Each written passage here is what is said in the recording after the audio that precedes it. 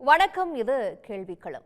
நாடாளுமன்றத்தின் மாநிலங்களவையில சில மாதங்களுக்கு முன்பு வரை எதிர்க்கட்சிகளின் சிம்ம சொப்பனமாக இருந்தார் துணை குடியரசுத் தலைவர், மாநிலங்களவை தலைவர் ஜெகதீப் தங்கர். அவரை பதவியிலிருந்து நீக்க வேண்டும் என்று அப்போதே அவர்கள் தீர்மானத்தை எல்லாம் கொண்டு வந்தார்கள். இந்த சூழ்நிலையில்தான் திடீரென்று அவர் ராஜினாமாவை நேற்று முன்தினம் அறிவித்திருந்தார். அதுவரைக்கும் மாநிலங்களவையினுடைய முதல் நாள் அந்த கூட்டத்தொடரினுடைய முதல் நாள் நிகழ்விலையும் பங்கேற்கிறார். மாலை வரை அவர் அந்த நிகழ்வில் ஆக்டிவாகத்தான் இருக்கிறார். இந்த தருணத்தில் திடீரென அவர் இரவு ராஜினாமாவை அறிவித்ததுதான் நாடு முழுவதும் பேசு பொருளாகி இருக்கிறது. ஜெகதீப் தங்கரின் ராஜினாமா அரசியல் பின்னணி என்ன என்கின்ற பொருளில்தான் இன்றைய கேள்விக்களம் கட்டமைக்கப்பட்டிருக்கிறது. விருந்தினர்களை வரவேற்போம். நம்மோடு அரங்கத்தில் விமர்சகர் நித்யானந்தன் இணைந்திருக்கிறார். அவரை வரவேற்கிறேன். மூத்த பத்திரிகையாளர் ஜென்ராம் அவர்களை வரவேற்கிறேன். வழக்கறிஞர் ஜி.எஸ். மணி அவர்களையும் வரவேற்கிறேன். இன்னும் சற்று நேரத்தில் விடுதலை சிறுத்தைகள் கட்சியிலிருந்து எம்பி திரு ரவிக்குமார் அவர்கள் இணைய இருக்கிறார். அதே போல அரசியல் விமர்சகர் சுமன் சி ராமன் அவர்களும் இணைய இருக்கிறார். அவரையும் முன்கூட்டியே வரவேற்கிறேன். முதல்ல திரு ஜென்ராம் அவர்களிடமிருந்து போகணும்னு நினைக்கிறேன்.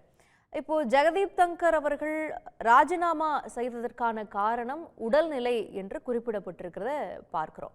ஆனால் இதற்கு பின்பு நிறைய ஸ்பெகுலேஷன்ஸ் இருக்குது. ஒரு அரசியல் அழுத்தம் காரணமாக அவர் ராஜினாமா செய்திருக்கிறாரு. எதிர்க்கட்சிகள் யஷ்வந்த் வர்மாவை பதவி நீக்கம் செய்ய வேண்டும் என்று கொண்டு வந்த அந்த நோட்டீஸை அவர் ஏற்றுக்கொண்டார். இது ஆளும் பாஜக அரசின் முடிவுகளுக்கு எதிராக இருக்கிறது. எப்போ அவருக்கு எதிராக ஒரு ஒரு இம்பீச்மெண்ட் மோஷனை கொண்டுட்டு வந்தாங்களோ அப்ப இருந்தே அவருடைய நடவடிக்கை எதிர்க்கட்சிகளுக்கு ஆதரவா திரும்பிருச்சு என்கின்ற காரணமும் சொல்லப்படுகிறது. நம்ம இதை எப்படி புரிஞ்சுக்கிறது? ஒரு மியர்லி ஒரு ஹெல்த் ரீசன்ஸ்க்காக தான் அவர் ரிசைன் பண்ணியிருக்காருங்கிறத புரிஞ்சுக்கணுமா, இல்லை இதற்கு பின்னாடி நிறைய பின்னணி இந்த ஸ்பெகுலேஷன்ஸ் எல்லாம் இருக்கு, அதில் நம்ம அட்ரஸ் பண்ணணுமா? இல்ல, காலையில உற்சாகமாக பணிக்கு வந்து முறையாக வேலைகள் எல்லாம் செய்துட்டு இருக்கிற ஒருத்தர் இரவு தன்னுடைய அரசமைப்பு சட்ட பதவியையே ராஜினாமா செய்து இருக்கிறார் அப்படிங்கிறது வழக்கமாக நமக்கு அதிர்ச்சியையும் கவலையையும் தரணும். ஆனா இது அவ்வளவு தூரம் அப்படி ஒரு உணர்வை கொடுக்காம இருக்கிறதுக்கு காரணம், அன்றாடம் பல ஊடகங்கள்ல பல துறைகளில் இருக்கக்கூடிய பணியாளர்கள் காலையில இதே மாதிரி உற்சாகத்தோடு வேலைக்கு வந்தாலும் அதுக்கப்புறம் அவர்கள் பணியில் இருந்து நீக்கப்படுகிறார்கள் அல்லது விலகுகிறார்கள் அப்படிங்கிற ஒரு சூழல் உருவாவதை புதிய இந்தியால நியூ நார்மலாக நம்ம பார்த்துட்டு இருக்கிறோம். அதனால இது போன்ற செய்திகளுக்கு நம்ம மனசு மறத்து போய்விட்டதோ அப்படிங்கிற ஒரு எண்ணமும் அதுக்குள்ள வருது. இதுல முக்கியமான பிரச்சனையாக எனக்கு தோன்றுவது, தனிப்பட்ட முறையில நாம ஒரு சிறந்த நிர்வாகியை இழந்திருக்கிறோமா? அவர் ஒரு சிறந்த மனிதராக சிறந்த நிர்வாகியாக பொறுப்புடன் நடந்து கொண்ட நபரை நாம் இழந்திருக்கிறோமா? அல்லது அவர் சிறந்த மனிதராக சிறந்த பொறுப்புகளை நிறைவேற்றுபவராக இல்லாவிட்டாலும் சரியாக ஒன்றை செய்ததற்காக அவர் பதவி விலக நேர்ந்திருக்கிறதா? அப்படி நடந்திருந்தா அது இந்திய ஜனநாயக அமைப்புல குறைபாடு அல்லது இந்திய ஜனநாயக அமைப்புல ஒரு நோய் என்பதன் அறிகுறி அப்படிங்கிற மாதிரி நாம புரிந்து கொள்ள வேண்டுமா? அமைப்புல கோளாறா இல்ல மருத்துவர்களிடத்துல கோளாறாங்கிற பல கேள்விகளை அந்த இடத்துல இருந்துதான் நமக்கு இந்த பிரச்சனை எழுப்புது. இதுல திங்கட்கிழமை காலையில அவையில எல்லாம் நல்லபடியா தான் இருந்திருக்காரு. 12:30க்கு பிசினஸ் அட்வைசரி கமிட்டி கூட்டத்துல அலுவல் ஆய்வு குழு கூட்டத்துல அவர் சிறப்பாகத்தான் வேலை பார்த்துட்டு இருக்காரு. உற்சாகமா தான் வேலை பார்த்துட்டு இருக்காரு. அது 1:30 வரைக்கும் நடந்திருக்கு. அதுக்கப்புறம் மாலை 4:30க்கு அது ஒத்திவைக்கப்பட்டிருக்குது. ஒத்திவைக்கப்பட்ட 4:30 கூட்டத்துக்கு காலையில் வந்த பாஜக ஜேடி நட்டாவும், ஆம், கிரண் ரிஜிஜுவும் மாலையில் வரவில்லை. வராததற்கான அ காரணத்தையும் அவர்கள் சொல்லவில்லை. இவரிடம் வரமாட்டோங்கிறதையும் சொல்லல அப்படிங்கிறது ஒரு செய்தியை அவருக்கு உணர்த்துது. அதனால 4:30க்கு கூடியவர்கள் திரும்ப அந்த கூட்டத்தை அடுத்த நாள் லஞ்ச் மீட்டிங்காக தன்னுடைய வீட்டுல நடத்திக் கொள்ளலாம் அப்படின்னு அவர் முடிவு செய்து அவங்க கிட்ட அறிவிக்கிறாரு. இந்த 3 மணி நேரத்துக்குள்ள நடந்தது என்ன அப்படின்னு தான் அவங்க கேட்கறாங்க. அன்று அவர் செய்ததுல வேற பின்னணி காரணங்கள் எதுவுமே இல்ல. அன்னைக்கு நடந்ததுதான் காரணமாக இருக்கணும்னா, அவர் 2 விஷயங்களை அவர் செய்திருக்கிறாரு. 2ம் நீதிபதிகளுக்கு எதிரான அ இம்பீச்மென்ட் மோஷனுக்கான முன்னெடுப்பு. ஒன்று நீங்க சொன்னது, அந்த வர்மா வர்மா ஜஸ்டிஸ் வர்மாவோட வீட்ல கட்டுக்கட்டாக, கொத்து கொத்தாக பணம் எடுத்தது, தீயில் எரிந்தது, எரியாதது, பணம் எடுத்தது தொடர்பாக அவரை பதவி நீக்கம் செய்ய வேண்டும் நோட்டீஸ் நோட்டீஸ் தான். இம்பீச்மென்ட் மோஷன் 63 எம்எல்ஏக்கள் எம்பி சாரி 63 ராஜ்யசபா எம்பிக்கள் கையெழுத்து போட்டு வந்திருந்த இம்பீச்மென்ட் மோஷன் அவர் ஏற்றுக்கொண்டது. அந்த அலகாபாத் நீதிபதி சேகர் குமார் யாதவ் அவரை பதவி நீக்கம் செய்யணும் அப்படின்னு வந்த நோட்டீஸ் தான். அந்த நோட்டீஸ் தான் ரொம்ப முக்கியமானதும் கூட. அது பெரும்பாலும் யாருடைய கவனத்துக்கும் வராமல் கடந்து போகுது அப்படின்னு பார்க்கலாம். விஸ்வ இந்து பரிஷத் கூட்டத்துல ஒரு சிட்டிங் ஜட்ஜ் அவர் போய் பேசுறாரு. பெரும்பான்மை மதத்தினருடைய ஆட்சி, இங்க சிறுபான்மையினர் எப்படி இருக்கணும் அப்படின்லாம் பேசுறாரு. இது ஒரு இந்துஸ்தான். பெரும்பான்மையினர் ஆட்சி தான் நடக்கும். பெண்களை வந்து தெய்வமாக உபனிஷதங்களும், வேதங்களும் போற்றுகின்றன. ஆனால் இங்கு வந்து முத்தலாக்கு, ஹலால் உணவு, 4 மனைவிகள் போன்ற விஷயங்களுக்கு எல்லாம் வாய்ப்பே இல்ல. அந்த உரிமை எல்லாம் இங்க கிடையாது. சீரான சிவில் சட்டம் வரும். அதுதான் அரசமைப்பு சட்டத்தின் விருப்பமும் கூட. ஒரே நாடு, ஒரே சீரான சிவில் சட்டம் அப்படின்னு யூனிஃபார்ம் சிவில் கோடுக்கு ஆதரவாக அவர் பேசியது போன்றது ஒரு பேச்சு. ஆனா உள்ளுக்குள்ள ஏராளமான இடங்கள்ல வெறுப்பு பேச்சு இருக்குது. இது அரசியலமைப்பு சட்டத்தை மீறியதாகும். உச்சநீதிமன்றத்தின் சாரி நீதித்துறையின் சுதந்திரத்துக்கும் எதிரானது அப்படின்னு சார்ஜஸ் வந்து எல்லா கட்சிகள் சார்பாகவும் அப்போதே உச்சநீதிமன்றத்துக்கு கம்ப்ளைண்டாக வந்தது. அது தொடர்பாக இம்பீச்மென்ட் மோஷனும் கொடுத்திருக்கிறாங்க. அதை ஏற்றுக்கொண்டதுதான் சிக்கலுக்கு காரணமாக இருக்குமோ அப்படின்னு ஊடகங்கள்ல செய்திகள் கசியுது. ஆனா என்ன பிரச்சனை? இந்த மாதிரி நெறைய நடந்திருக்குது. அதனால அவருக்கு அதை தாண்டி அவருக்கு வேற எந்த வாய்ப்பும் இல்லை. அதனால தான் அவர் அதை ஏற்றுக்கொண்டார். இவர்களுடைய அரசியல் திட்டங்களுக்கு அவர் எதிரானவர் அல்ல. இவர்களுடைய அரசியல் திட்டங்களுக்கு ஆளும் தரப்பினுடைய அரசியல் திட்டங்களுக்கு முழுக்க முழுக்க ஒத்துழைப்பு கொடுத்தவர். கடந்த காலத்திலேயும் நீதித்துறைக்கு எதிராக நாடாளுமன்றமே உயர்ந்தது, அதிகாரம் மிக்கது. அது நீதித்துறைக்கு மறு ஆய்வு உரிமை நாடாளுமன்றம் இயற்றுகின்ற சட்டங்களுக்கு மறு ஆய்வு உரிமை இருப்பதே வந்து அது என்ன சூப்பர் பார்லிமெண்டா அப்படின்னு கேட்கிறாரு. உச்சநீதிமன்றம் ஆளுநர்களுக்கு, குடியரசுத் தலைவருக்கு 3 மாத கால அவகாசத்துக்கு மசோதாவில் பதில் சொல்லுங்கன்னு சொன்னத அந்த 142வது அரசமைப்பு சட்ட பிரிவை பற்றி பேசுவது அது ஒரு அணு ஆயுதத்துக்கு நிகரானது. நாடாளுமன்றத்துக்கு மீறி அது செயல்படக்கூடாது அப்படின்னு கடந்த காலத்துல பேசியவர் தான். அதனால ஆளும் தரப்போட அரசியல் அஜெண்டாவுக்கு அவர் விரோதமாக நடந்து கொள்ள மாட்டார் அப்படிங்கிறது தெரியுது. ஆனால் சின்ன விஷயத்துல கூட முரண்பட்டாலும் ராஜினாமா செய்து விட்டு போகும் அளவுக்கு தான் இங்க வந்து ஒரு நிர்வாக அமைப்பு இருக்கா? அந்த நிர்வாக அமைப்பை அப்படித்தான் ஆளுநர் நடத்தி கொண்டிருக்கிறார்களா? அப்படிங்கிற கேள்விகள் எல்லாம் தான் இதுல ரொம்ப முக்கியமானதாக படுது. இந்த சரி, ஓகே. இம்பீச்மென்ட் மோஷன் வந்து பேசலாம் சார். இதுவரைக்கும் எந்த நான் மறுபடியும் வரேன். இம்பீச்மென்ட் மோஷனும் வெற்றிகரமாக முடிந்தது இல்ல. இப்போது விவாதத்துக்கு ஏன் நினைக்கிறாங்க ஆளுநர் புரியல. ஓகே. திரு ரவிக்குமார் இணைந்திருக்கிறார். அவரை வரவேற்கிறேன். திரு ரவிக்குமார், இப்போ அப்போசிஷன் பார்ட்டிஸ் எதிர்க்கட்சிகள் இந்த தன்கரை தான் பதவி நீக்கம் செய்ய வேண்டும் என்கின்ற கோரிக்கைகளை முன்பு முன்வைத்துட்டு இருந்ததை நம்ம பார்க்கிறோம்.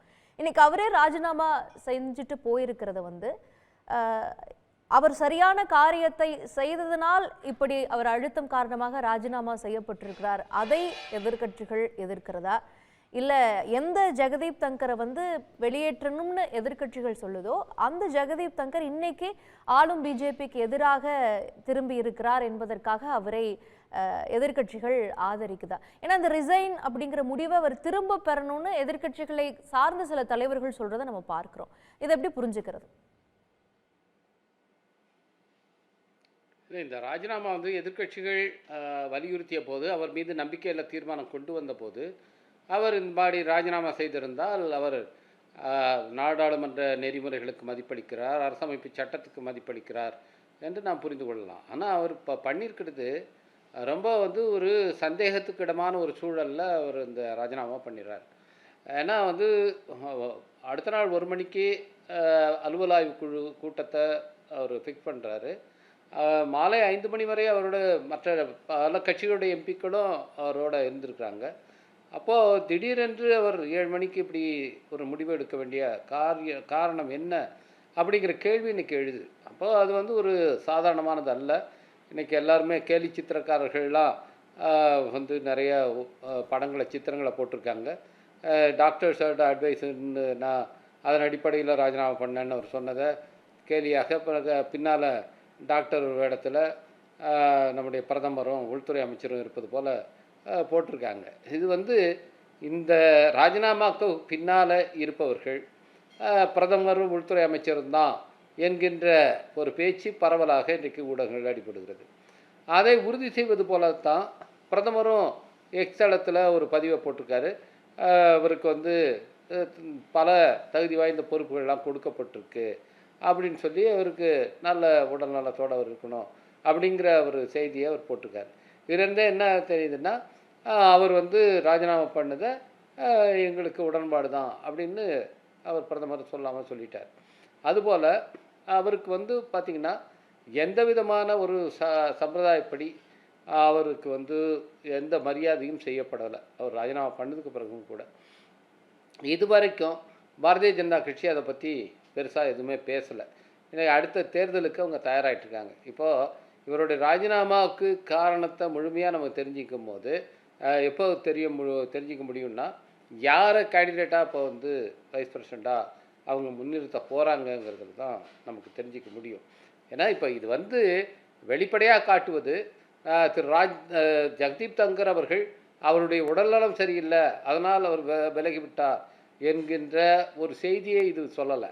அதுக்கு மாறாக பாரதிய ஜனதா கட்சிக்குள்ளார இன்றைக்கி பெரிய ஒரு முரண்பாடு அது வெடித்து வெளிக்கிளம்ப ஆரம்பித்திருக்கு. அதனுடைய முதல் அறிகுறி இது. அது மட்டுமல்ல, பாரதிய ஜனதா கட்சிக்குள்ளார மட்டுமல்ல, பாரதிய ஜனதா கட்சிக்கும் ஆர்எஸ்எஸுக்கும் இடையிலான முரண்பாடு இன்றைக்கி பொதுவெளிக்கு வந்திருக்கிறது. அதனுடைய ஒரு அடையாளமாகவும் இது இருக்கிறது என்று நாம் பார்க்க வேண்டியிருக்கிறது.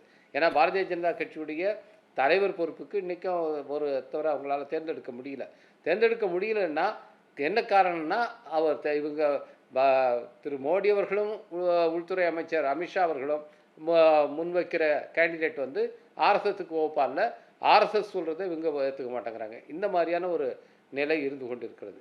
எனவே இவர் ராஜினாமா செய்தது என்பது அவருடைய சொந்த விருப்பத்தின் அடிப்படையில் அல்ல என்பதை நம்ம முதல்ல புரிஞ்சுக்கணும். அடுத்தது, அவர் ஒரு நிர்பந்தத்தின் அடிப்படையில் தான் ராஜினாமா செய்ய வைக்கப்பட்டிருக்கிறார் என்பதை ரெண்டாவதாக நம்ம புரிஞ்சுக்கணும். இப்போது இது வந்து உயரிய பொறுப்பு, கான்ஸ்டியூஷனல் அத்தாரிட்டி. இது குடியரசுத் தலைவர், ரெண்டாவது குடியரசு துணைத் தலைவர். அப்படி இருக்கிற உயரிய பொறுப்பில் இருக்கிறவரை அழுத்தம் கொடுத்து அவரை நிர்பந்தித்து அவரை ராஜினாமா செய்ய வைக்க முடியும் என்று சொன்னால் இன்றைக்கி இந்தியாவுடைய ஜனநாயகம் எப்படி இருக்குது என்பதை நாம் பார்த்து கொண்டு இருக்கிறோம்.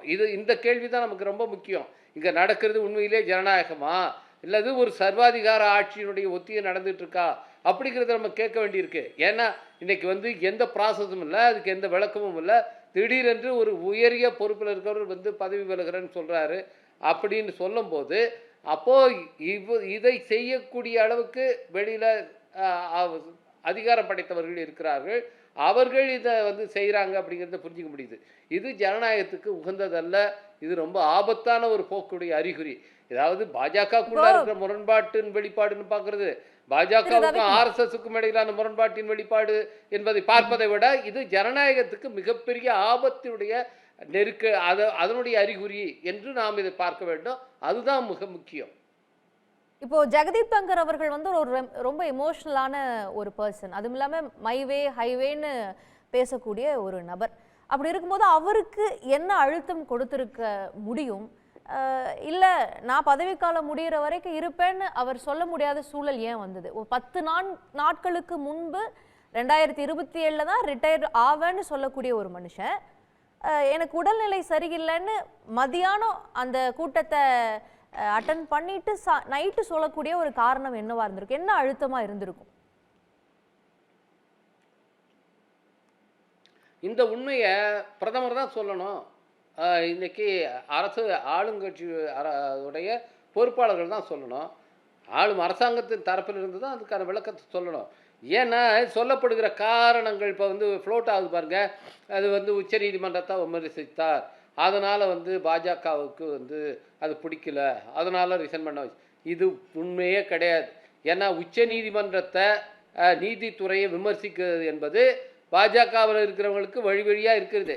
திரு நிஷிகாந்த் துபே என்ன மாதிரி பேசினார் என்பதை நம்ம பார்த்தோம் ஆன் ரெக்கார்ட். அவருக்கு அங்கே முக்கியமான பொறுப்பில் தான் இருக்கார் அவர். அதுபோல் இன்றைக்கு பாராளுமன்ற விவகாரத்துறை அமைச்சராக கிரண் ரிஜிஜு அவர் நீதித்துறையை எப்படி கடுமையாக விமர்சித்தார் அதை நம்ம பார்த்தோம். இது எல்லாருக்குமே தெரியும்.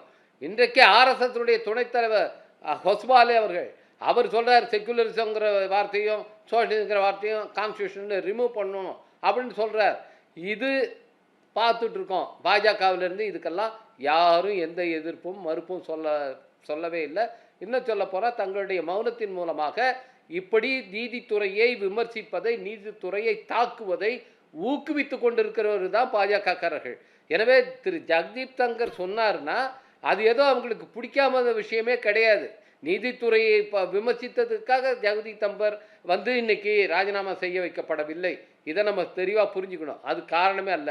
அடுத்தது இந்த இம்பீச்மெண்ட் மோஷன் அது லோக்சபாவில் வர்றதுக்கு முன்னே ராஜ்யசபாவில் அவர் ஏற்றுக்கிட்டாரு. அதனால் அவர் மேலே வருத்தம். இதுவும் ஏற்றுக்கொள்ளத்தக்க விளக்கமே கிடையாது. ஏன்னா இம்பீச்மெண்ட் மோஷன் பற்றி இன்றைக்கி எதிர்கட்சிகள் யாரும் அதை பொருட்படுத்தவே இல்லை. இன்றைக்கி நாங்கள் எடுத்து பேசிகிட்டு இருக்கிறது, நாங்கள் தினம் போராடி கொண்டிருப்பது நீ பகல்காம் இஷ்யூக்கும் ஆப்ரேஷன் சிந்தூருக்கும் பிரதமர் நேரில் பேசணும் அப்படின்னு கேட்குறோம். அதே போல் பீகாரில் நடத்தி கொண்டிருக்கிற மிகப்பெரிய முறைகேடு, சுதந்திர இந்தியாவிலே தேர்தல் முறையை சுத்தமாக சீரழிக்கிற ஒரு வேலையை இன்றைக்கு தேர்தல் ஆணையமே செய்து எஸ்ஐஆர் என்கிற பேரில் அதை நிறுத்த வேண்டும் என்று தான் நாங்கள் தினம் போராடிட்டு இருக்கோம். இதில் இம்பீச்மெண்ட் மோஷன்ங்கிறது ஒரு பெரிய விஷயம் இல்லை. இன்னைக்கு எடுத்தாலும் சரி, மெதுவாக எடுத்தாலும் சரி, இந்த செஷனில் எடுத்தாலும் இல்லை, அடுத்த செஷன் எடுத்து எங்களுக்கு எந்த பிரச்சனையும் இல்லை. அதுவும் ஒரு ஏற்கத்தக்க காரணம் அல்ல. எனவே இந்த காரணங்கள்லாம் பாஜகவாலேயே ஆளும் தரப்பாலேயே வெளியில் கசிய விடப்படுகிறது. அதுக்கு பின்னால் உண்மையான காரணம் வேறு ஒன்று இருக்கிறது. அந்த காரணம் என்பது ஜனநாயகத்துக்கு மிக ஆபத்தானது. அந்த காரணத்தை நாம் தெரிந்து கொண்டோம் என்றால் இது ஜனநாயகத்துக்கு எவ்வளோ பெரிய அச்சுறுத்தல் ஏற்பட்டிருக்கிறது என்பதை நாம் புரிந்து கொள்ள முடியும். அதுதான் நம்ம தெரிஞ்சுக்கிட்டாகணும். அந்த உண்மையான காரணத்தை இன்னைக்கு இந்த நாட்டுக்கு அவர்கள் சொல்லியாக வேண்டும்.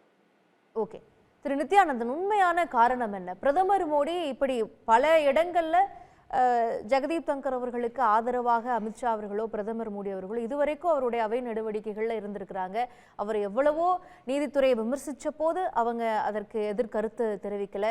இந்த அரசனுடைய குரலாகத்தான் மாநிலங்களவையில துணை குடியரசுத் தலைவர் இதுவரைக்கும் ஒழிச்சிட்டு இருந்ததை நம்ம பார்க்கிறோம். அப்படிப்பட்டவர் ராஜினாமா செய்யறாருங்கிறப்ப பிஜேபி கட்சியில் இருக்கக்கூடிய முக்கிய தலைவர்கள் யாருமே அதுக்கு பெருசா ரியாக்ட் பண்ணல. அவருக்கு ஒரு முறையான ஒரு பிரிவு உபச்சார விழா நடத்தப்படலை. பிஎம் அவர்களே ரொம்ப காலதாமதம் ஆகிதான் அவருடைய உடல்நிலையை பத்திரமா பார்த்துக்கணுங்கிற ஒரு மெசேஜ் கன்வே பண்றாரு. அவர் இதுவரைக்கும் செய்த பணிகள்லாம் சிறப்பானது அப்படிங்கிற சொல்றாரு. இதெல்லாமே இவருடைய ராஜினாமாவுக்கு பின்பு இந்த அரசோ அல்லது முக்கியமான ஒரு அழுத்தமோ பிஜேபி கட்சியிலிருந்தோ ஆர்எஸ்எஸ்ல இருந்தோ இருக்கலாம் அப்படிங்கிற ஒரு ஸ்பெகுலேஷனை எழுப்புதில்லை. நன் செய்திகள் நேயர்களுக்கு என்னுடைய பணிவான வணக்கத்தினை தெரிவித்துக் கொள்கின்றேன். இந்த ராஜினாமாவுக்கு பின்னாலே என்ன இருக்கிறது என்று ஆய்ந்து கொண்டிருக்கிறோம். ஆனால் அவருடைய உடல்நிலை ஒரு முறை மயங்கி விழுந்ததும் மேடையிலிருந்து இறங்கியதும் பிறகு இதய சிகிச்சை பெற்றதும் இவையெல்லாம் இந்த ராஜினாமாக்களுக்கு முன்பாக மாதக்கணக்கிற்கு முன்பாக நடந்தது. மார்ச் மாதத்தில் தான் அவருக்கு சர்ஜரியே நடந்தது, ஹார்ட் சர்ஜரி. ஆக அவர் உடல் நலத்திலே குறை இருக்கிறது என்பது உலகறிந்த உண்மை. ஆனால் அது மட்டுமே காரணமாக இருக்குமா என்பதுதான் இப்பொழுது சந்தேகமாக இருக்கிறது. உங்களுக்கும் சந்தேகமாக தான் இருக்கு? எனக்கு இல்லை, பொதுவாக எல்லோரும் சந்தேகப்படுவதற்கு அதுவும் ஒரு காரணமாக, அது மட்டுமே காரணமா என்ற கேள்வி எழுகிறது. ஆனால் அது உண்மை என்பதை யாரும் மறுக்கவில்லை. அவருடைய உடல்நிலையிலே கோளாறு இருக்கிறது, அது உண்மை என்று யாரும் மறுக்கவில்லை. காலையிலே அமர்ந்திருந்தவர், சபையை நடத்தியவர், மாலையிலே திடீரென ராஜினாமா செய்தது ஏன் என்று கேட்பது மனிதனுடைய வாழ்க்கை நிலையாமை அறியாதவர்கள் கேட்கும் கேள்வி. உங்களுக்கு புரிய வைக்க வேண்டும், தமிழக மக்களுக்கு நாம் சொல்ல வேண்டும் என்று சொன்னால், காலையிலே நடைபயணம் சென்றார். பிறகு அன்வர் ராஜா கட்சியிலே சேரும் நிகழ்ச்சியிலே கலந்து கொண்டார். அப்பொழுதே காலையிலிருந்து அவருக்கு மயக்கம் ஏற்பட்டது. உடனடியாக அப்போலோ ஹாஸ்பிட்டலில் சேர்த்தார்கள் நம்முடைய முதலமைச்சர் ஸ்டாலின் அவர்களை. நேற்று வரை யாராவது நினைத்திருப்பார்களா? அல்லது காலை உடற்பயிற்சிக்கு செல்லும்போது நினைத்திருப்பாரா? அதனால் மனிதனுடைய வாழ்க்கையிலே எப்பொழுது நம்முடைய நோய் வரும், நமக்கு எப்பொழுது அது நம்மால் இயலாமை என்பது எப்பொழுது வரும் என்பது தெரியாது. உடல்நிலை என்பது நம் கையில் கிடையாது. அந்த அளவில் காலையிலே நல்லாதாக இருந்தார் அப்படின்னா மாலையில் அவருக்கு பிரச்சனைகள் எழுந்திருக்கும். எனவே தான் உடல்நிலை காரணம் காட்டித்தான் அவர் ராஜினாமா செய்திருக்கிறார். குடியரசுத் தலைவரிடத்தில் ராஜினாமா கடிதத்தை கொடுத்திருக்கிறார். ஏதோ அப்செட்டா இருந்தாரு நட்டா அவர்களோ கிரண் ரிஜிஜு அவர்களோ அந்த அழைக்கப்பட்ட அந்த மீட்டிங்க்கு வரல. அப்ப நாளைக்கு மதியம் 1 மணிக்கு வைப்போம், அப்பவாவது வராங்களான்னு பார்ப்போம்ங்கிறத அவர் சொல்லியிருக்காரு. அது கூட ஒரு காரணம், அப்செட்டா இருந்தாரு. அதுக்கப்புறம் ஏதோ பின்னாடி நடந்திருக்குன்னு சொல்றாங்களே. இல்லை, ஒரு அமைச்சர் வரல அப்படிங்கிறதுக்காக ராஜினாமா பண்ண வேண்டிய அளவுக்கு உணர்ச்சி வசப்படக்கூடியவர் அல்ல அவர். ஏன்னா கடந்த ஆண்டு தான் நினைக்கிறேன், கடந்த முறை இவர் ராஜ்யசபாவுடைய தலைவராக இருந்தார். எதிர்க்கட்சியில் பேச அனுமதிக்கவில்லை என்பதெல்லாம் குற்றம் சாட்டி பாராளுமன்றத்துக்கு வெளியே வந்து அவருடைய உடல் மொழி எப்படி நன்கர் செய்வார் என்பது, உடல் மொழி என்று சொன்னால் ஓரளவுக்கு சிறிய மாற்றுத்திறன், அவர் கொஞ்சம் கூன் விழுந்தவராக இருப்பார். அவற்றையெல்லாம் நடித்து காட்டி எதிர்க்கட்சிகள் கோலாகலமாக அந்த போராட்டத்தை கொண்டாடியதை நாம் பார்த்தோம். அதில் அந்த படப்பிடிப்பை எடுத்தது யார் என்று சொன்னால் எதிர்க்கட்சி தலைவராக என்று இருக்கக்கூடிய ராகுல் காந்தி. இவையெல்லாம் நடந்த பின்னாலும் கூட அவர் கண்ணீர் விட்டு அழுதார் சபையில். ஆனாலும் கூட ராஜினாமா செய்யவில்லை.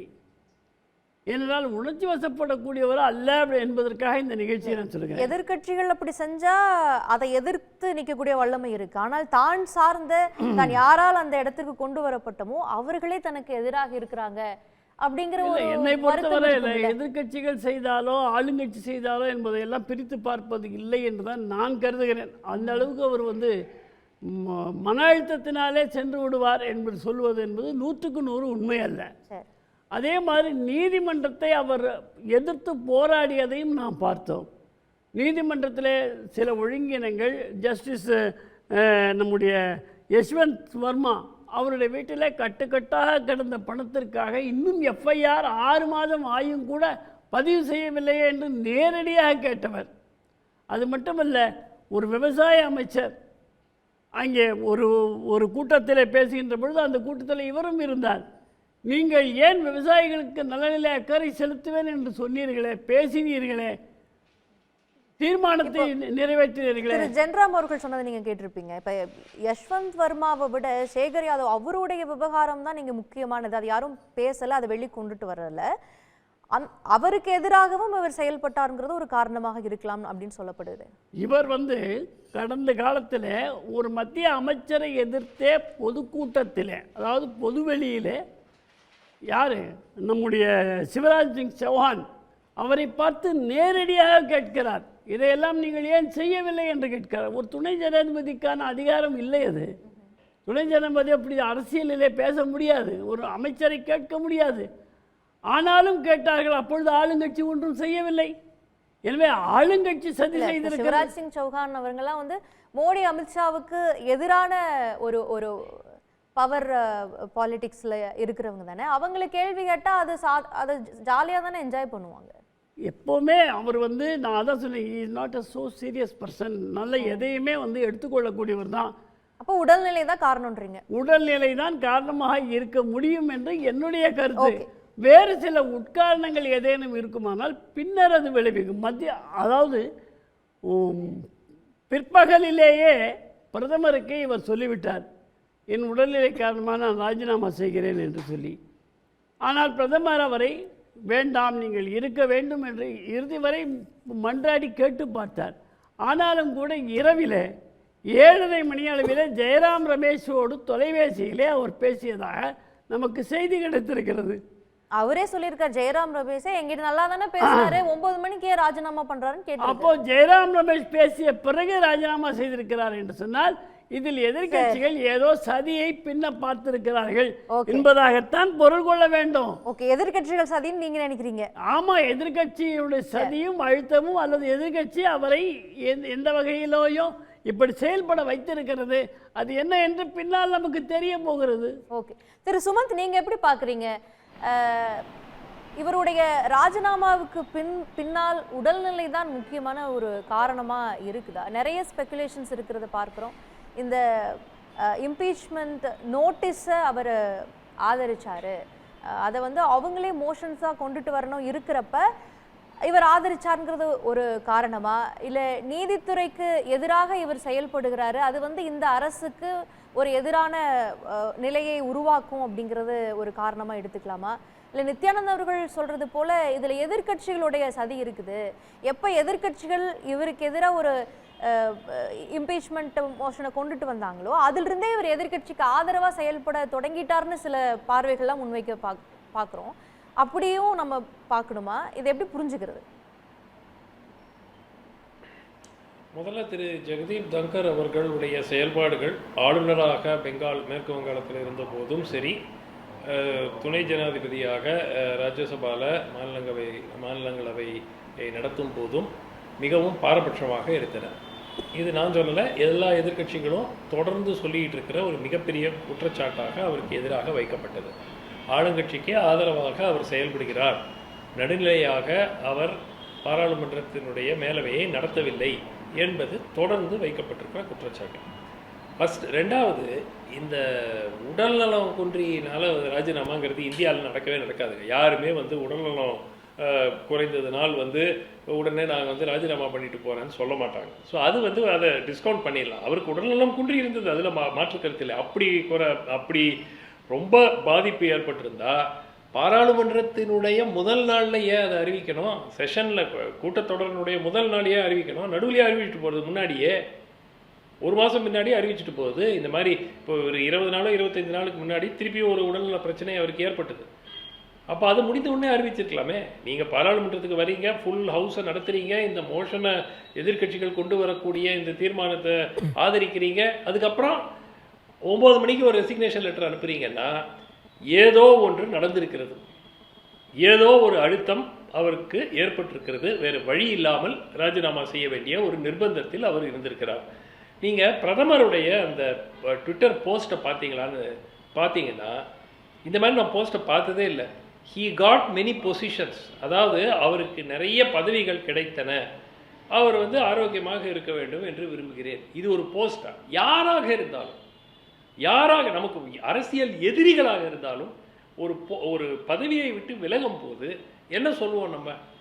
அவர் சிறப்பாக செயல்பட்டார், அவர் ஒரு இந்த பாராளுமன்றத்துக்கோ இல்லை மாநிலங்களில் ஆளுநராக இருந்தபோது அவர் மக்களுக்கு அவர் ஆளுநர் செய்ய வேண்டிய பொறுப்புகளை சிறப்பாக செய்தார். ஏதாவது ஒன்று நல்லதாக 2 லைன் போடுவாங்கல்ல.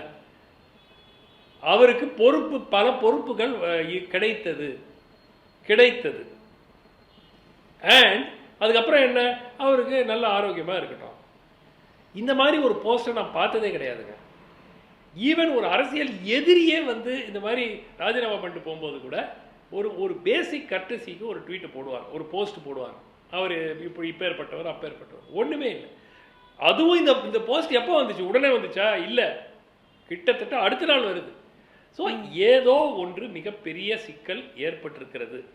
2 விஷயம் சொல்கிறாங்க. எதிர்க்கட்சி தலைவர்களோட இவர் தனியாக சந்திக்கிறாரு. ஃபஸ்ட்டு ஒரு விஷயம், துணை ஜனாதிபதி எங்கே போனாலும் அரசுக்கு தெரியாமல் போக முடியாது, யாரையுமே சந்திக்க முடியாது. ஸோ இது சீக்கிரட்டாக அப்போசிஷன் லீடர்ஸ் எல்லாம் மீட் பண்ணுறாருன்னா அரசாங்கத்துக்கு எப்படிங்க தெரியாமல் மீட் பண்ண முடியும்? இப்போ அப்பப்போ பிஜேபி சொல்லுவாங்க, ராகுல் காந்தி எங்கே போனாருன்னு எங்களுக்கு தெரியாது. அது எப்படி தெரியாமல் இருக்கும்? எதிர்க்கட்சி தலைவர் எஸ்பிஜி ப்ரொடெக்ஷன் கொடுத்துருக்கீங்க. அதே மாதிரி துணை ஜனாதிபதி இஸ் அ ப்ரொடெக்டட் பர்சன். அவர் யாரை சந்திக்கிறாருன்னு எப்படி உங்களுக்கு தெரியலன்னா அந்த அரசாங்கம் நடத்துறதுக்கு அவங்களுக்கு லாய்க்கு இல்லைன்னு தான் அர்த்தம். ஸோ நிச்சயமாக அவர்களுக்கு முன்கூட்டியே தெரிஞ்சிருக்கும், இவர் யாரை பார்க்குறாரு, யாரோட பேசுகிறாரு, எல்லாமே தெரிஞ்சிருக்கும். அப்போ நடவடிக்கை எடுத்துக்கலாமே. உங்களுக்கு அது அப்ஜெக்ஷன் அவ்வளோ இருந்துச்சுன்னா நீங்கள் அப்போ அப்ஜெக்ட் பண்ணியிருக்கலாம். இன்னொன்று விஷயம், இன்னைக்கு அவர் ராஜஸ்தானில் நிகழ்ச்சியில் பங்கேற்கிறத ஒரு நிகழ்ச்சி நிரல் அறிவிக்கிறார். எப்போ அறிவிக்கிறாரு? அன்னைக்கு என்னைக்கு ராஜினாமா செய்கிறாரோ சில மணி நேரங்களுக்கு முன்பு the honorable vice president will be visiting Rajasthan where he will be interacting with போட்டு ஒரு ஷெட்யூல் வருது. இப்போ உங்களுக்கு ஏற்கனவே தெரியும் நீங்கள் சாயங்காலம் ராஜினாமா கடிதம் கொடுக்க போறீங்க. அப்போ 3 நாள் கழிச்சு நடக்க போற நிகழ்ச்சிக்கு எதுக்குங்க போடுறீங்க? இது வந்து அவர் உடல்நலம் காரணத்தினால் விலகிவிட்டார் என்று எடுத்துக்கொண்டால் எதற்காக அடுத்த வாரம் உங்க ஷெட்யூல்ல நீங்க ஏன் வந்து பப்ளிக்கா போடுறீங்க? அப்படின்னா உறுதியாக நீங்கள் ஏதோ ஒரு மிகப்பெரிய அழுத்தம் அவர் மீது வந்திருக்கிறது. 2 விஷயங்க. எதிர்க்கட்சிகள் அவரை இம்பீச் பண்ணணும்னு ஒரு முயற்சி செஞ்சாங்க. இப்போ நான் ஒண்ணு கேட்கிறேன், அப்படி இது வந்து ஒரு சாதாரண விஷயம், ஒரு வேளை எதிர்க்கட்சி தலைவர்கள் நீங்க போய் பார்த்தீங்க, நீங்க விலகணும் பதவி, நான் விலக மாட்டேன், இம்பீச் பண்ணிக்கோங்க. இம்பீச்மெண்ட்டுங்கிறது அவ்வளோ நாளைக்கு காலையில் ஏற்பட்டு மாலைக்குள்ள முடியாதுங்க.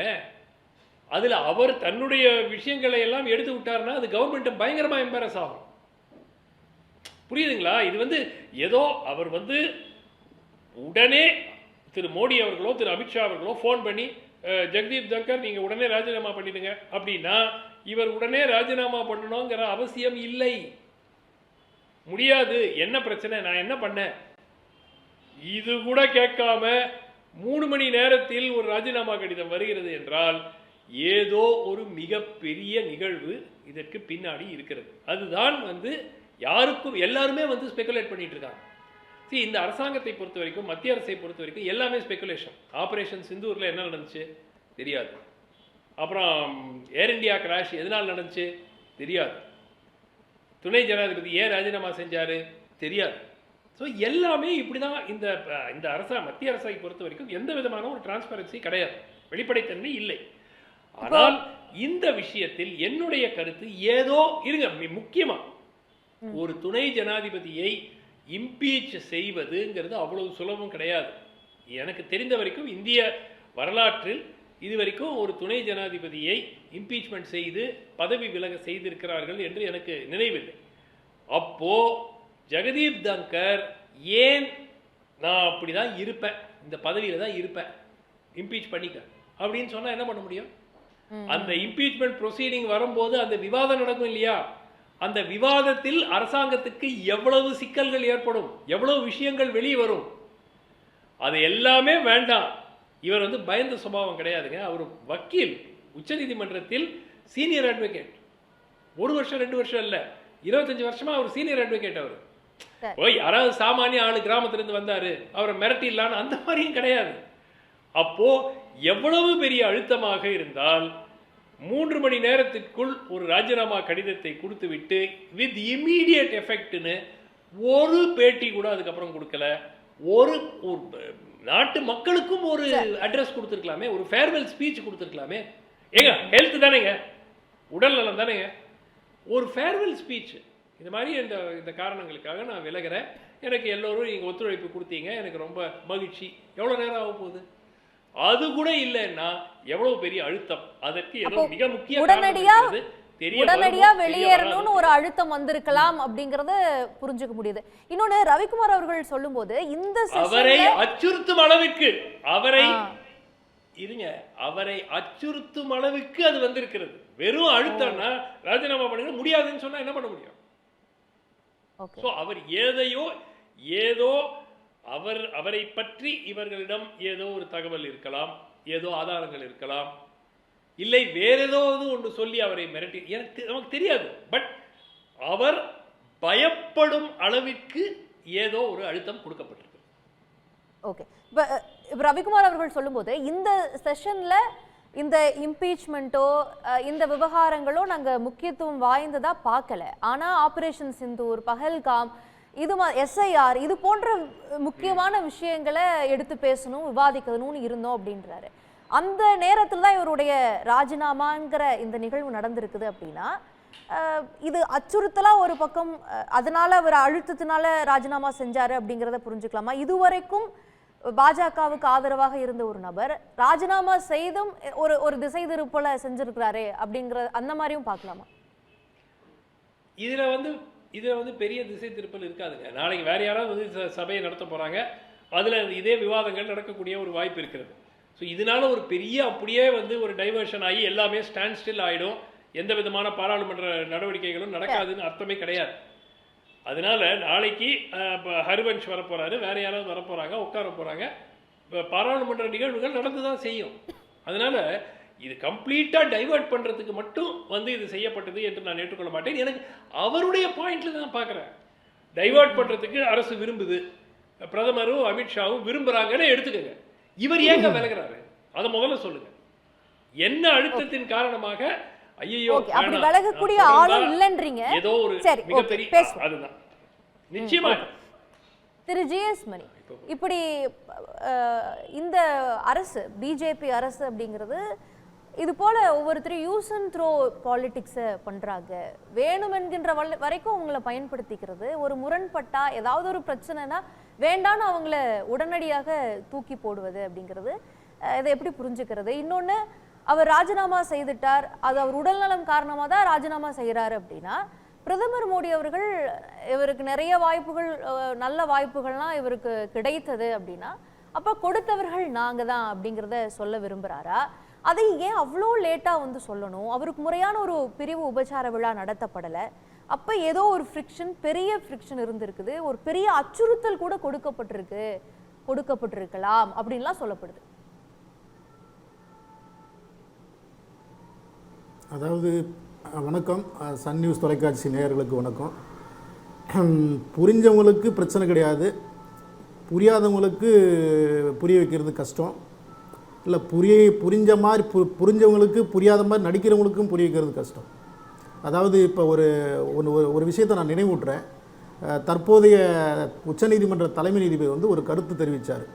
அதாவது இந்த தேசிய கல்விக் கொள்கை முடிவில் வந்து உச்சநீதிமன்றம் ஒரு தீர்ப்பை வழங்கிச்சு. அந்த தீர்ப்புக்கு எதிராக வந்து துணை ஜனாதிபதி ஒரு கருத்து தெரிவித்தார். அதுக்கு வந்து அந்த விவகாரம் ஒரு சர்ச்சையாக, ஒரு பெரிய சர்ச்சையாக இருந்தது. அப்போ வந்து அதிகாரம் படைத்தது யார் அப்படின்ற ஒரு சர்ச்சை வந்தது. உங்களுக்கு எல்லாருக்குமே தெரியும். உச்சநீதிமன்ற நீதிபதி அதிகாரம் படைத்தவரா, பாராளுமன்றம் அதிகாரம் படைத்தவரான்ற ஒரு சர்ச்சை போயிட்டு இருந்தப்ப தற்போதைய உச்சநீதிமன்ற தலைமை நீதிபதி வந்து யாருமே அதிகாரம் படைத்தவர்களில் அரசியல் அமைப்பு தான் அதிகாரம் படைத்தது, அரசியல் சாசனம் தான், இந்திய அரசியல் சாசனம் தான் அதிகாரம் படைத்ததுன்னு அவர் சொன்னார். அது உண்மை. அது அப்படின்னா அப்போ அந்த அரசியல் அமைப்பு சாசனம் தான் வந்து உச்சபட்ச அதிகாரம் படைச்சதுன்னா துணை ஜனாதிபதியோட பதவிக்காலம் மற்றும் அவர் வந்து ராஜினாமா பண்ணக்கூடிய விஷயங்கள், அவரை பதவி நீக்கம் செய்யக்கூடிய விஷயங்கள் வந்து அந்த அரசியலமைப்பு சட்டத்தில் டாக்டர் அம்பேத்கர் அவர்கள் எழுதிய அந்த அரசியலமைப்பு சட்டத்தில் ஆர்டிகிள் 67 இருக்குது, 67. இப்போ எனக்கு முன்னாடி பேசுகிறவங்க ஒருவேளை படிக்கலைன்னா மறுபடியும் அதை போய் படிக்கணும். அதே மாதிரி இப்போ கேட்குறாங்க, எல்லாரும் கேட்குறாங்க, இதுக்கு என்ன அழுத்தம், மிரட்டுனாங்களா, அவர் ராஜினாமா பண்ணதுக்கு காரணம் என்ன? அரசியல் கட்சிகள் பேசலாம், அது தவறில்லை. ஏன்னா ஒவ்வொரு விஷயத்தையும் அரசியல் ஆக்குவாங்க, அரசியல் பேசுவாங்க. ஆர்டிகல் 67 எடுத்து படிச்சிங்கன்னா ஆர்டிகல் 67 வந்து டேர்ம்ஸ் ஆஃப் வைஸ் பிரசிடென்ட் இருக்கும், அது 5 வருஷ காலம். 67A நீங்கள் பார்த்தீங்கன்னாக்க வந்து அவர் ரெசிக்னேஷன் பண்ணலாம். அவர் வந்து வைஸ் பிரசிடென்ட் ஆஃப் இந்தியா வந்து அவர் வந்து ரைட்டிங் டு பிரசிடென்ட் ஆஃப் இந்தியாவுக்கு வந்து ரெசிக்னேஷன், அதுக்கு என்ன காரணம்லாம் அங்கே சொல்லலை. அவர் இருங்க அம்மா இருங்க, நீங்கள் இந்த மாதிரி நீங்கள் இந்த மாதிரி அரசியல் கட்சிகள், இந்த மாதிரி அரசியல் கட்சிகள் மாநாடுல பேச விடுற மாதிரி எல்லாரையும் பேச விடுறீங்க. நான் பேசும்போது குறுக்க பேசுறீங்க. நீங்க அதை முதல்ல குறுக்க பேசல, நீங்க அரசியல் சுட்டிக்காட்டுறதுனால நான் கேட்டேன். 60 நீங்க குறுக்க பேசுறீங்க, நீங்க கட்டாயமா குறுக்க பேசுறீங்க. நான் சொல்றேன், நான் வந்து இது பண்றேன், அப்ஜெக்ட் பண்றேன். 60 நான் சொல்றேன், நான் கான்ஸ்டிடியூஷன் படிக்காமலாம் இருக்கேன். 67 வந்து டேர்ம்ஸ் ஆஃப் வைஸ் பிரசிடென்ட் இருக்கு, 67A வந்து அவர் ரெசிக்னேஷன் பண்ணலான்னு இருக்கு, 67B வந்து அவர் ரிமூவ் பண்ணலான்னு இருக்கு. சரிங்களா? அப்படின்னா 67A பிரகாரம் தன்னுடைய விளக்கத்தை வந்து அவர் கடிதத்தில் வந்து 4-5 பக்கத்தில் எழுதுறாரு, பேராவில் எழுதுறாரு. முதல் பேராவிலே என்னுடைய உடல்நிலை காரணமாக, என்னுடைய உடல்நிலை மருத்துவ பரிசோதனை ஆலோசனையின் காரணமாக நான் என்னுடைய வைஸ் பிரசிடென்ட் ஆஃப் இந்தியா பதவியை நான் ராஜினாமா பண்ணுறேன்னு உச்சபட்ச அதிகாரம் படைத்த vice president of India letter எழுதுறாரு, ரைட்டிங்கில் எழுதுறாரு, as per the constitutional provision. அந்த கடிதத்தை வந்து உச்சபட்ச அதிகாரம் படைத்த பிரசிடென்ட் ஆஃப் இந்தியா அவர்கள் வந்து அதை அக்செப்ட் பண்ணிக்கிறாங்க. அதுவும் இன்னொரு அதிகாரம் படைத்த பிரைம் மினிஸ்டர் வந்து அவரோட ட்விட்டரில் வந்து அவரோட ரெசிக்னேஷனை அக்செப்ட் பண்ணி அவருக்கு வாழ்த்து தெரிவிக்கிறார், உடல் நலம் நல்லா இருக்கணும்னு சொல்கிறாரு. இதுக்கு பிறகும் நீங்கள் வந்து இதில் ஒரு பெரிய அரசியல், இது என்ன காரணம், என்ன அழுத்தம்? நீங்கள் ஒரு ஒரு இப்போ பேசினார் அவர் சுமந்தன் நினைக்கிறார், அவர் பேசினார், ஜென்ராம் சுமந்தெல்லாம் பேசினாங்க, என்ன ஏதோ அழுத்தம். அவர் வந்து சிறந்த நிர்வாகி, ஒரு பக்கம் சிறந்த நிர்வாகின்றீங்க, ஒரு பக்கம் வந்து அவர் வந்து சரியாக செயல்படலைன்றீங்க, அவர் பயந்துட்டாருங்கிறீங்க, பயப்பட மாட்டாருங்கிறீங்க. ஒரு துணை ஜனாதிபதி பயப்பட வேண்டிய அவசியம் என்ன? நீங்கள் கேட்குற கேள்வியெல்லாம் எப்போ வரும்னா, தனிப்பட்ட காரணங்களுக்காக நான் இந்த பதவியை ராஜினாமா செய்கிறேன்னு சொன்னாக்கா நீங்கள் இது சர்ச்சைக்குரிய விஷயங்கள். அவர் தெளிவா அப்படி சொல்லல, அவர் சொன்னாரு சிறந்த ஆளுமை படைத்தவர் நிர்வாகி சொன்னாரு. நான் சொன்ன நீங்க வேணா உங்க இல்ல அவர் சொன்னாரு, நீ வேணா அவர் சிறந்த நிர்வாகி என்பதற்காக, சிறந்த நிர்வாகி அப்படிங்கிறதுக்காக அவர் ராஜினாமா செஞ்சிட்டாருன்னு எதிர்க்கட்சிகள் வருத்தப்படல. ராஜினாமா செய்த முறை ஜனநாயகம் இல்லை என்பதற்காக எதிர்க்கட்சிகள் பேசுறாங்கன்னு சொன்னார். அப்பனா அவர் சிறந்த நிர்வாகியா இல்ல அப்படிங்கறத சொன்னார், தெளிவுபடுத்த தலைவர். துணை ஜனாதிபதி தன்னுடைய கடிதத்தில் தெளிவாக விளக்கம் கொடுத்த பிறகு, தன்னுடைய உடல்நிலை காரணம் தான் சொன்ன பிறகு, இதில் பிரைம் மினிஸ்டர் அழுத்தம் எங்கேருந்து வந்துச்சு, ஹோம் மினிஸ்டர் அழுத்தம் எங்கேருந்து வந்துச்சு, இது வந்து பாரதிய ஜனதா கட்சியோட தேசிய தலைவரை வந்து நியமனம் பண்ண முடியல, அதனால் இது அவங்களுக்குள்ள ஆர்எஸ்எஸ்க்குள்ளே பிஜேபிக்குள்ளே முரண்பாடு, இதெல்லாம் இது என்ன வந்து திராவிட முன்னேற்ற கழகம் மாதிரி அது குடும்ப ஆட்சியா, குடும்ப கட்சியா, ஒருத்தவங்களே வந்து ஒரு ஃபேமிலியில் உள்ளவங்களே கண்டினியூ பண்ணுறதுக்கு. ஒரு தேசிய கட்சினா அதில் முரண்பாடுகள் இருக்கும், விவாதங்கள் இருக்கும், ஜனநாயக ரீதியாக போட்டிகள் இருக்கும், யாரை நியமிக்கணும்னு இருக்கும், அது அவங்களோட கட்சியோட பிரச்சனை. இதுக்கும் துணை ஜனாதிபதி வந்து ராஜினாமா பண்ணுறதுக்கும் அவர் தெளிவாக விளக்கம் சொன்ன பிறகும் இதில் போய் நீங்கள் அரசியல் பேசிக்கிட்டு நீங்கள் எதெல்லாம் கொண்டாந்து முடிச்சு போடுறீங்க. உச்சபட்ச அதிகாரம் படைத்தவர்கள் அவருடைய ராஜினாமாவை வந்து நீங்கள் அக்செப்ட் பண்ண பிறகு இதை வந்து நீங்கள் வந்து ஒரு கொச்சைப்படுத்துகிற மாதிரி, அவரை வந்து அவருடைய மாண்பை கொச்சைப்படுத்துகிற மாதிரி ஒரு துணை ஜனாதிபதி, அவர் வந்து ஒரு வழக்கறிஞராக பணியாற்றிருக்கிறாரு, ஒரு சீனியர் அட்வொகேட்டாக அவர் ஒரு கான்ஸ்டியூஷனல் லாயரு. 1990 வந்து சீனியராக டெசிக்னேட் ஆன பிறகு அவர் வந்து கான்ஸ்டியூஷனல் லாயர். அவர் எத்தனை கேஸில் ஆஜராகிருக்காரு, எத்தனை வாதாடி இருக்காரு, அவருக்கு தெரியாதா? அவருக்கு ஒரு அழுத்தம் கொடுத்தா எதிர்க்கட்சிகள் இம்பீச்மெண்ட் கொடுத்ததை நோ கான்ஃபிடன்ஸ் மோஷன் கொண்டு வந்தப்போ அவர் அதுக்கெல்லாம் பயப்படாதவர், உடனே வந்து யாராவது போன் சொன்னால் உடனே அவர் வந்து ராஜினாமா பண்ணிடுவாரா? இதெல்லாம் வந்து இது அரசியலுக்காக, நீங்கள் அரசியல் கட்சி தலைவர் வந்து ராஜினாமா பண்ணுறத, ஒரு மந்திரி சபையிலேருந்து ராஜினாமா பண்ணுறத, ஒரு மந்திரி ராஜினாமா பண்ணுறது, இதெல்லாம் நீங்கள் வந்து ஒரு அரசியலாக்கலாம். ஒரு துணை ஜனாதிபதி அவர் உடல்நலம் காரணமாக ஒரு ராஜினாமா பண்ணுறத கூட நீங்கள் அரசியலுக்காக கொச்சைப்படுத்துறீங்கன்னா ஏதோ ஒரு காரணம், என்ன காரணம், ஏதோ ஒரு காரணம் அவருடைய ராஜினாமா அக்செப்ட் பண்ண மாட்டேன்னு சொல்ல வேண்டியதுதானே? நீங்கள் தான் அவரை வந்து துணை ஜனாதிபதியிலேருந்து எடுக்கணும்னு சொல்லி காங்கிரஸ் உள்ளிட்ட கட்சிகள் வந்து போராட்டம் பண்ணிங்க. உடனே அவர் வந்து ராஜினாமா பண்ண உடனே என்ன காரணம், ஏது காரணம்? அப்போ உங்களுக்கு ஏதாவது ஒரு பிரச்சனை, சர்ச்சை வேண்டும். ஆளுங்கட்சி பிஜேபி எதை பண்ணாலும், அதில் இருக்கிற வந்து கவர்னர் என்ன பண்ணாலும் சரி, ஜனாதிபதி என்ன பண்ணாலும் சரி, துணை ஜனாதிபதி என்ன பண்ணாலும் சரி, அதில் வந்து அரசியலாக்கணும், பேசணும். இதெல்லாம் வந்து ஒரு நல்ல போக்கு கிடையாது. அவர் தன் விளக்கத்தை கொடுத்த பிறகு அதில் காரணம் கண்டுபிடிப்பது, காரணம் வேணா போய் கண்டுபிடிங்க, நீங்க அதுக்கு ஒரு கமிட்டியை போடுங்க, கேட்டுட்டு வரலாமா? திரு அரசியலாக்குவது மிகவும் தவறு. கேட்டுவாங்க எதுக்கு அரசியலாக்குறாங்கன்னு கேட்போம். திரு ரவிக்குமார் அவர்தான் தெளிவா உடல்நிலை காரணம்னு சொல்லியாச்சு, அதை அரசாங்க ரீதியாக அதை வந்து அவரோட ரெசிக்னேஷனை அக்செப்டும் பண்ணிட்டாங்க. ஆனால் அதை ஏன் எதிர்க்கட்சிகள் வந்து வீணாக அரசியலாக்குறாங்க அப்படிங்கிற கேள்வியை திரு ஜிஎஸ் மணி வைக்கிறார். இல்லை, வீணாக யாரும் அரசியலாக்கலை. ஏன்னா அவர் ரிசைன் பண்ணுற அந்த சூழல் இந்த கேள்வியை எழுப்புது. வந்து ரொம்ப அவர் உடல்நிலை சரியில்லாத நேரத்தில் இங்கே வந்து ஒரு நித்யானந்தன் கூட வந்து முதலமைச்சரை சுட்டி காட்டி சொன்னார்.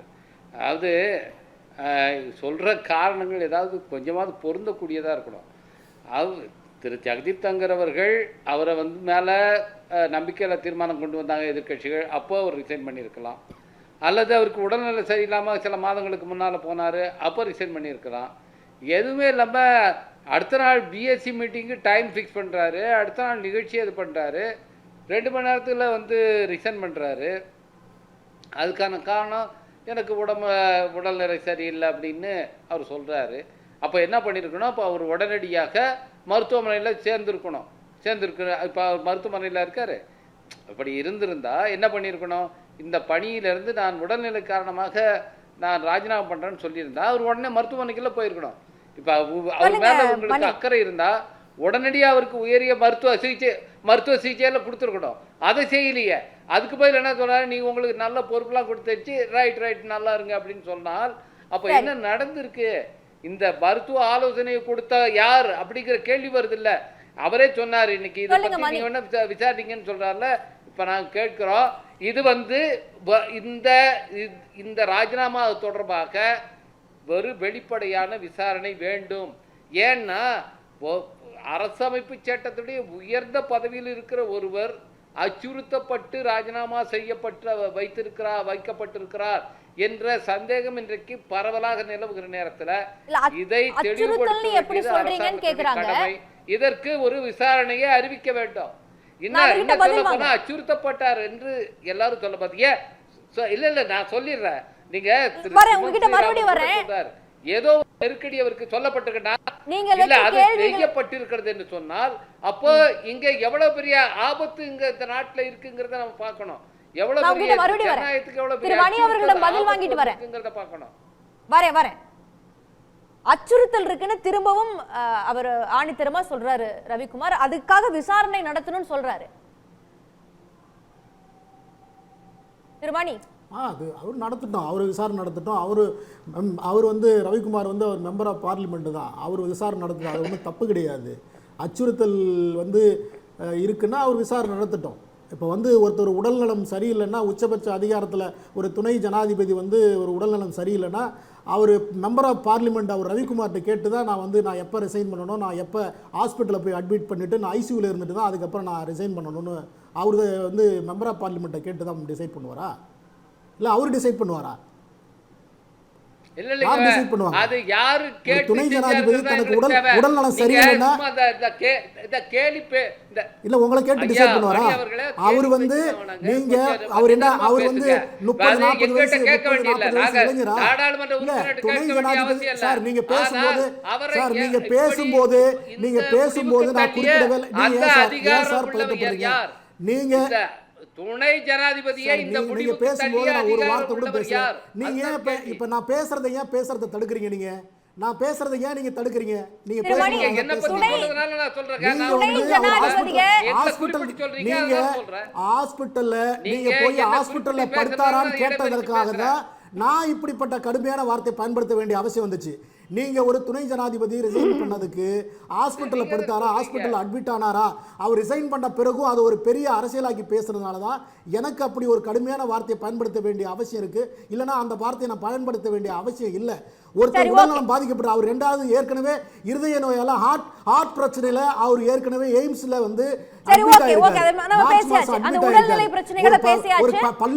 பல்கலைக்கழகம்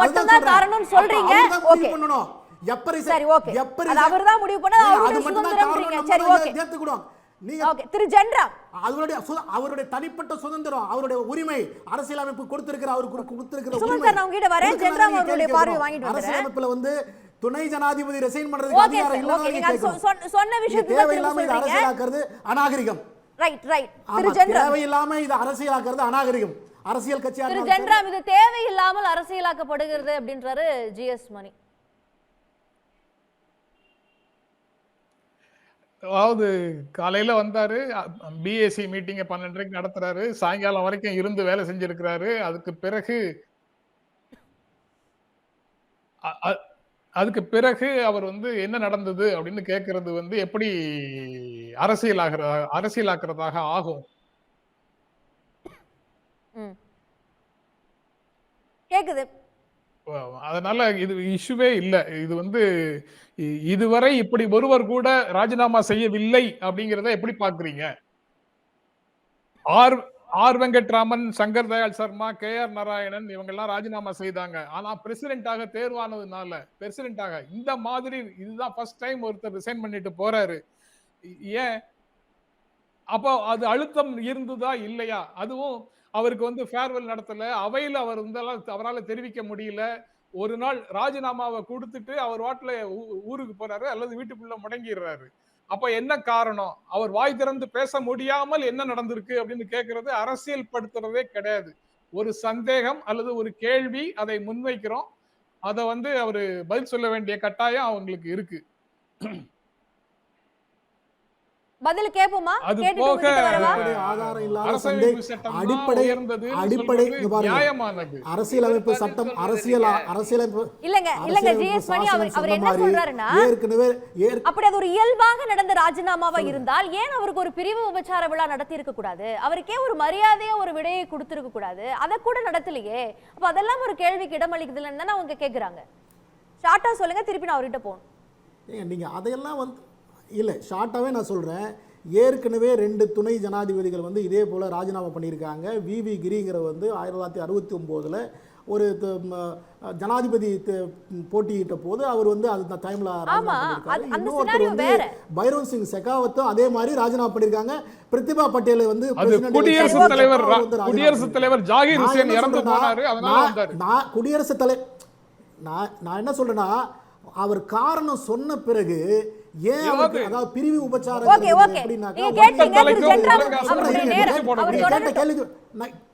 இல்ல, பிரிவு உபச்சாரங்கிறது வந்து அவங்க வந்து பிரிவு உபச்சாரங்கிறது யார் வந்து ஓய்வு பெறுகிறார்களோ, ராஜினாமா செய்கிறார்களோ, விடைபெறுகிறார்களோ, அவர்கள் விருப்பப்பட்டாதான், அவர்கள் விருப்பப்பட்டா அதுக்கு அனுமதித்தாதான் வந்து பிரிவு உபச்சாரன்றது வந்து பொதுவாக நடக்கிற விஷயங்கள். வந்து அவர் ரிசைன் பண்ண என்ன காரணத்துக்கு நீங்க உட்கார்ந்து நம்ம வீட்டுல உட்கார்ந்துகிட்டு வந்து அவருக்கு ஏன் நடத்தலாம், இதெல்லாம் நம்ம கேள்வி கேட்க கூடாது. ஓகே ஓகே திரு ஜென்ராம், நீங்க சுருக்கமா பதிலளிக்க விரும்புறீங்களா? நான் சுமன் அவர்கள்ட்ட போகணும். என்ன கேள்வி வேண்டுமானாலும் கேட்போம், யார் மேல வேண்டுமானாலும் கேள்வி கேட்போம். கேள்வி கேட்க கூடாதுன்னு எங்களை பார்த்து சொல்றதுக்கு இவர்கள் யாருக்கும் எந்த விதமான உரிமையும் கிடையாது. சரி, ஓகே. திரு சுமன், ஆர்டிகிள் 142 அவசியம் சொன்னார். அவர் சொன்னது அண்டமாக்ரட்டிக்கா நடந்தது 1000 விஷயங்கள் இருக்கு. அதே மாதிரி பதில் சொல்லணும்ன்ற அவசியம் கிடையாது. வெறுப்பு பேச்சுக்காக ஒரு நீதிபதியை அவர்களுக்கு கொடுத்த அடிப்படை ஓகே, நீங்க உங்க கருத்தை சொல்லிட்டீங்க, அமைதியா இருங்க. நான் ஜென்ராம் அவர்கிட்ட போயிருந்தேன். கொஞ்ச நேரம் முன்னாடி தான் ஊருக்கு நியாயம் பேசுனீங்க ரவிக்குமார்ட்ட. காட்டமா பேசினா நானும் காட்டமா ஊர் நியாயம் பேசுனீங்க ரவிக்குமார்ட்ட. இப்ப குறுக்க வாரீங்க. நீங்க காட்டமா பேசினா நானும் இதெல்லாம் வந்து சரியான நடைமுறையா? ஜென்ராம், இறுதி கருத்தை முன் வச்சிருங்க. எது காட்டணும் யாரு முடிவு பண்றது? எது காட்டணும் யார் முடிவு பண்றது? நீங்களாக உங்க மனசு புண்படுதுன்னு சொல்லுவீங்க, நீங்களாக உங்களுக்கு காட்டமா இருக்குன்னு சொல்லுவீங்க. எல்லாம் உங்க இஷ்டத்துக்கு எல்லா டிக்ஷனரியையும் மாத்திட்டு இருப்பீங்க. மனசு புண்பட்டா நான் சொல்லுவேனா? சரி, ஓகே ஓகே. திருமணி அமைதியா இருங்க. திரு ஜென்ராம், உங்களுடைய இறுதி கருத்தை வச்சிருங்க. அதாவது வரேன் சுமந்த், வரேன். சாரி, முகப்புல வந்து செக்யூலர்னு இருக்கக்கூடாது, சோசியலிஸ்ட்னு இருக்கக்கூடாது அப்படின்னு பேசியதில் தொடங்கி தங்கர் வந்து அன்டெமோக்ராட்டிக்கா நடந்து கொண்ட செயல்களுக்கு, அரசமைப்பு சட்டத்துக்கு விரோதமாக நடந்து கொண்ட செயல்களுக்கு அளவே கிடையாது. ஆனால் இந்த ஒரு நிகழ்வுக்கு என்ன காரணம் அப்படின்னு அறிந்து கொள்ள வேண்டியது ஜனநாயகத்தின் மீது அக்கறை உள்ள ஒவ்வொருவருடைய பொறுப்பு. அரசமைப்பு சட்டத்துல ரிசிக்னேஷனுக்கு இடம் இருக்கு, பதவி நீக்கத்துக்கு இடம் இருக்கு. அப்படின்னா இந்த சேகர் குமார் யாதவ் அவருடைய பதவி நீக்கத்துக்கும் ப்ரொவிஷன் இருக்கு. Okay sir, okay, thank you. Thiru Suman, அந்த இம்பீச்மென்ட் மோஷனை அவர் அனுமதித்தார்ங்கிற காரணத்தால அவருக்கு ஒரு நெருக்கடி வந்ததா வரலையாங்கிறதுக்கு கிளாரிபிகேஷன் வேணும். சுப்ரீம் கோர்ட் அப்சர்வர்ங்கிற பத்திரிகையில சொல்றாங்க, ஏப்ரல் 20 2022 மக்களவையில சட்ட அமைச்சர் கிரண் ரிஜிஜு சொன்ன statement, centralised public grievance redress and monitoring சிஸ்டத்துல அரசு சேவைகள் குறித்து புகார் தெரிவிக்க இருக்கக்கூடிய ஒரு ஆன்லைன் பிளாட்ஃபார்ம் அது. அதுல 1631 புகார்கள் நீதிபதிகள் பேசிய வெறுப்பு பிரச்சாரம் தொடர்பாக மட்டுமே வந்திருக்குது.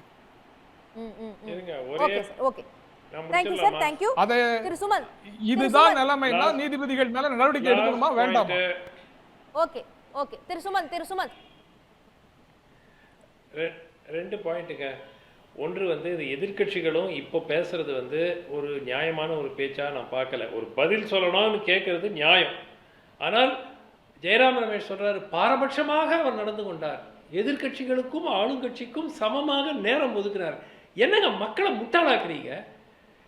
பாரபட்சமாக செயல்படுகிறார், இவரை நீக்க வேண்டும்னு சொன்னதே நீங்க.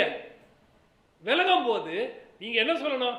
எதனால இவர் விலகி இருக்கார், இது சந்தேகத்தை எழுப்புகிறது, இதற்கு அரசு பதில் சொல்ல வேண்டும் சொல்லுங்க. கரெக்ட். பாரபட்சமா இல்லாமல் நடந்து கொண்டார், சமமாக நேரத்தை ஒதுக்கினார். என்ன உங்க கிரெடிபிலிட்டி என்ன ஆகுது இந்த மாதிரி பேசினாக்கா? மக்கள் பார்க்க Okay, மாட்டாங்க. அடுத்த அப்ப point எதுக்கு வந்துருங்க. கேட்டீங்க அவர் இம்பீச் பண்ணணும்னு எதுக்கு கேட்டீங்க? அது ஒரு பாயிண்ட். நிச்சயமா அது எல்லா எதிர்க்கட்சிகளும் அதுக்கு பதில் சொல்லி ஆக வேண்டும். ஏன்னால் அது ஒரு டபுள் ஸ்டாண்டர்ட்ஸை எக்ஸ்போஸ் பண்ணுது. ரெண்டாவது, இவர் ஒரு கான்ஸ்டிடியூஷனல் போஸ்ட்ல இருந்தவர். இப்போ பாஜக கட்சி தலைவராக இருந்தாரு, அவர் திடீர்னு ஹெல்த் கிரவுண்ட்ஸ்ல விலகிட்டாருன்னா அந்த கட்சியினுடைய இன்டர்னல் மேட்டர் உங்களுக்கோ எனக்கோ பதில் சொல்ல வேண்டிய அவங்க கட்டாயம் கிடையாது. இது ஒரு கான்ஸ்டிடியூஷனல் போஸ்ட். இந்த கேள்வியை கேட்பதற்கு ஒவ்வொரு இந்திய பிரஜைக்கும் உரிமை இருக்கிறது. என்ன நடந்தது, எதற்காக இவர் ராஜினாமா பண்ணாரு அப்படிங்கிற உண்மையை மக்களிடையே விளக்க வேண்டியது இந்த அரசனுடைய கடமை. அதுல மாற்று கருத்தே இருக்காது. Thank you sir. திரு நித்யானந்தம், ரொம்ப சுருக்குமா, நேரம் இல்லைங்கிட்ட. அயல் நாட்டுக்கு சென்று நம்முடைய நாட்டிலே ஜனநாயகம் இல்லை, நீங்கள் வந்து மீட்டு கொடுக்க வேண்டும் என்று வெள்ளைக்கார நாட்டிலே அமர்ந்து கொண்டு எதிர்க்கட்சி தலைவர் ராகுல் காந்தி பேசியிருக்கார். ஜனநாயகத்தை காப்பாற்றுகிற லட்சணம் இந்த அளவில் தான் எதிர்க்கட்சி இருக்கிறது என்பதை புரிந்து கொள்ள வேண்டும். இரண்டாவது, தன்கர் அவர்கள் கொடுத்த அந்த கடிதம் என்பது அவர்தான் பொறுப்பு. அதற்கு மேல் ஏதேனும் இருக்குமானால் மக்களுக்கு தெரிவிக்க வேண்டியது தன்கர் மட்டுமே தான். நாம் எல்லாம் இப்படி யூகத்திலே பேசலாம். இந்த யூகங்களுக்கெல்லாம் நாம் பொழுதுபோக்குவதற்காக பேசலாம் தவிர ஜனநாயகத்தை நாங்கள் பிடித்து நிறுத்துவோம் என்று சொல்வதெல்லாம் ராகுல் காந்தியை தலைவராக ஏற்றுக்கொண்டவர்களால் சொல்லவே முடியாது. அவர்களுக்கெல்லாம் அனுமதியும் கிடையாது. ஓகே, நன்றி. பார்த்த நேயர்களுக்கும் பங்கு கொண்ட விருந்தினருக்கும் நன்றி. மற்றொரு நிகழ்ச்சியில் சந்திப்போம். வணக்கம்.